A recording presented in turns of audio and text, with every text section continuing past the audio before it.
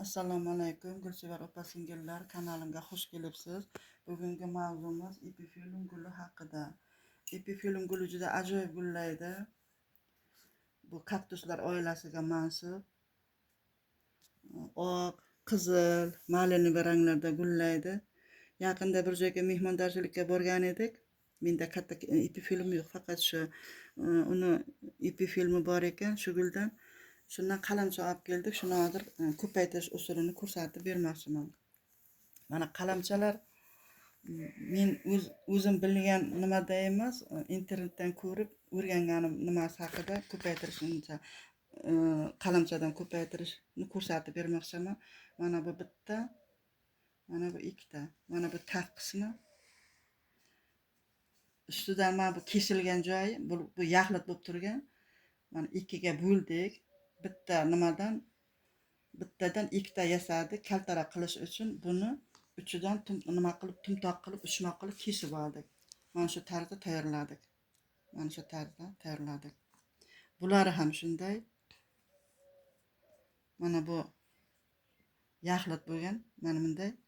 Buni kesib, ikkiga bo'lib, uchini tumtoq qilib tayyorladik va 3 sutka quritdik. Bu quritish jarayonida mana hammasini olib mana olib, ikkiga bo'lib, uchini tumtoq qilib, stakanga solib, stakanga tagi tegib turmasligi uchun bunga hibi latta tashlab, mana shu alfozda, mana shuni bunday turish kerak. Mana shu alfozda bu 2-3 sutka turish kerak ekan, bu rosa 3 sutka turdi. Endi 3 sutka o'tgandan keyin buni hozir endi tuproqqa ekamiz. Shuni hozir ko'rsatib beraman. Epifilum guli asosan 2 usulda ko'paytiriladi. Birinchisi mana bunday nima gul kattarib ketgan payti tupini bo'lib ko'paytiriladi va ikkinchisi mana shu cherinkalaridan. Endi urug'idan ham ko'paytirish mumkin, lekin u gulni urug'ini olish qiyin, uni qilib ko'rganimiz yo'q. Menimcha mana shu qalamchadan ko'paytirish oson usul. Buni hozir ekish uchun mana bu tuvakka ekamiz, o'ylashingiz mumkin, bu tuvak kattalik qiladi, cherinkani tomirlatish uchun deb. Lekin unday emas. Bu hozir o'lchab ko'rdim, 12 sm, tagiga 2 sm grunt tashlasak, 2 sm bu yerdan qoladi. Shu bilan o'zi 8 sm qatlamga ekilish kerak ekan. Hozir buni tagiga salfetka to'shab oldik. Endi bunga tosh tashlaymiz.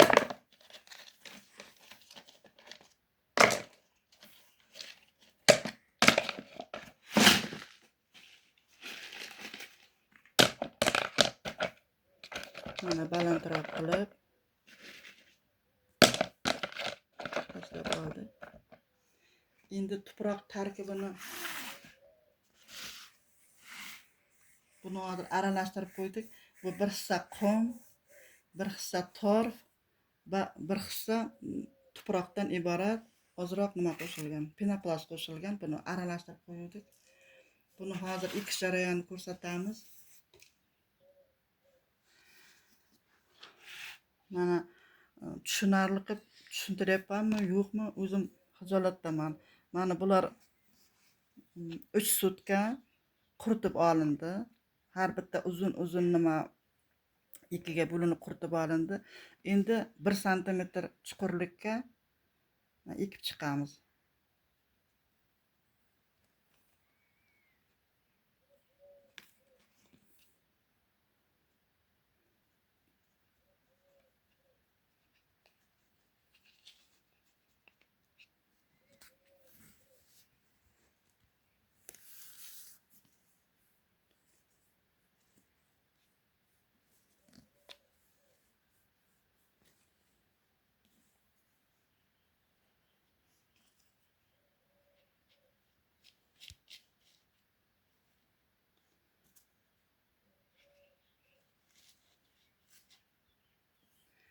Mana 1 sm chuqurlatib ekib chiqdik.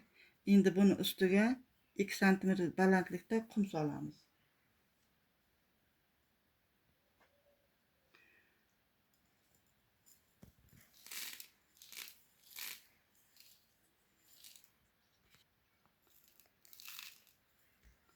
Mana tayyorlangan tuproqqa ekib, endi ustidan qum solamiz. Hech qanday namligi yo'q, quruq. 2 sutka quritib olinsa, ekilgan gruntda ham yana 2 sutka sug'orilmay saqlanar ekan. Men bu usulda oldin ekkanim yo'q, oldin o'z bilganimcha ekaydim.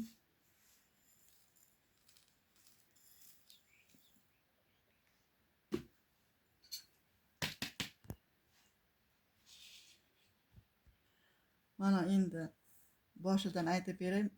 Qalamchalar ikkiga bo'linib 2 sutka quritildi. 2 sutka quritilgandan keyin hech qanday namligi bo'lmagan sukulentlar uchun quruq tuproqqa ekildi. 1 santimetrga chuqurlashtirib, ustidan 2 santimetr qilib mana ko'rsat, nima qum solinganini. Mana qum solindi.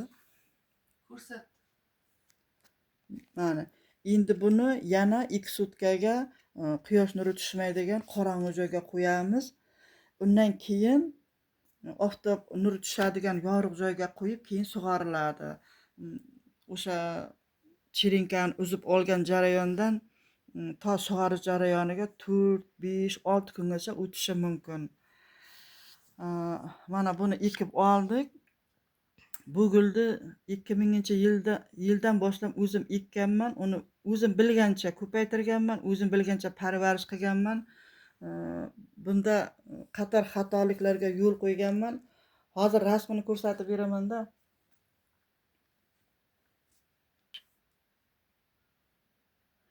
Mana men yetishtirgan epifilum yaxshi gullagan. Men buni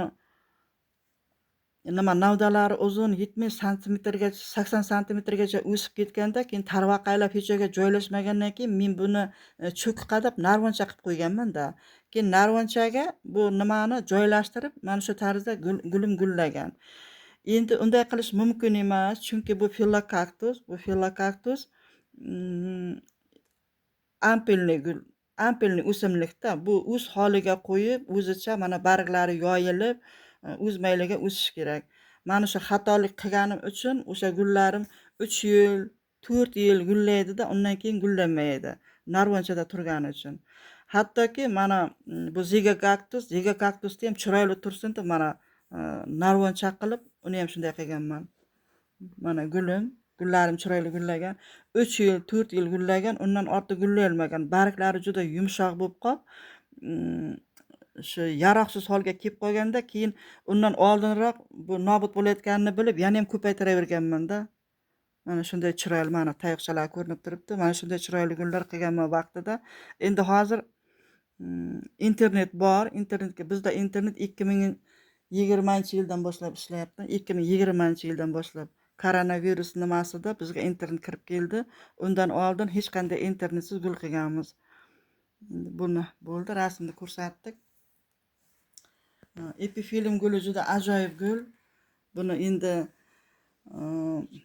bu epifilum filokaktus bu o'rmonda o'sadi-da, tropik, subtropik iqlimda o'sgan gul.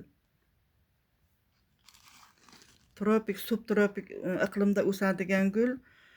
Bunga buni deraza tokchasiga, oftob tushib turadigan deraza tokchasiga qo'yib bo'lmaydi. Bunga yorug' joy kerak, lekin quyosh nurlari tik tushishi mumkin emas.